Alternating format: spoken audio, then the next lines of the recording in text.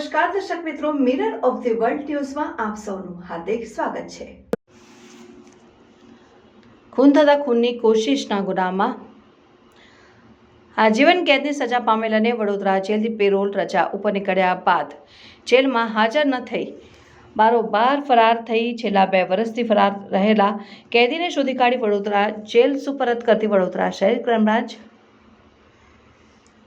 ક્રાઇમબ્રાન્ચના police inspector R G Jadeja નાઓ તથા તેઓની ટીમના માણસો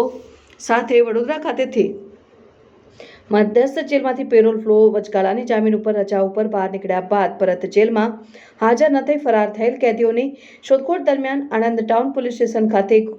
ગુનો રજીસ્ટર કરવામાં આવેલ કામે આરોપી નિલેશ કુમાર કુમાનસિંહ પરમાર રહેઠાણ ચાવડાપુરા આકાશ ટાઉન સોસાયટી આણંદને નામદાર આણંદ સેશન્સ કોર્ટ ખાતે આજીવન કેદ તથા ₹1.5 લાખ દંડની સજા ફરમાવીને આરોપીને પાકા કામના કેદી તરીકે વડોદરા મધ્યસ્થ જેલમાં રાખેલ આ કેદી ગત તારીખ 21મી ડિસેમ્બર 2022ના રોજ વડોદરા જેલથી દિન 14ની પેરોલ રજા ઉપર મુક્ત થયા બાદ આ કેદીને તેની ફ્લોર રજા પૂર્ણ કરી 5મી જાન્યુઆરી 2023ના રોજ પરત વડોદરા જેલ હાજર થવાનું હતું, પરંતુ આ કેદી જેલમાં પરત હાજર ન થઈ બારોબાર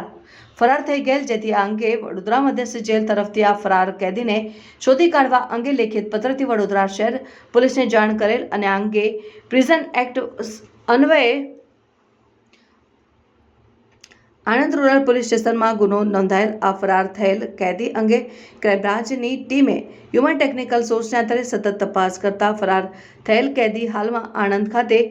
આશ્રય લઈ રહેલા હોવાની માહિતી મળતા તુરંત જ આણંદ ખાતે જઈ ખાનગી તપાસ કરી છેલ્લા 2 વર્ષથી વધુ સમયથી આ ફરાર થયેલ કેદીને આણંદથી શોધી કાઢી ફરાર કેદીને હસ્તગત કરી કેદી વડોદરા મધ્યસ્થ જેલનો પેરોલ રજા ઉપરથી ફરાર થયેલ પાકા કામના કેદી હોય કેદીને વડોદરા મધ્યસ્થ જેલ ખાતે બાકી રહેલ રજા ભોગવવા સોંપેલ।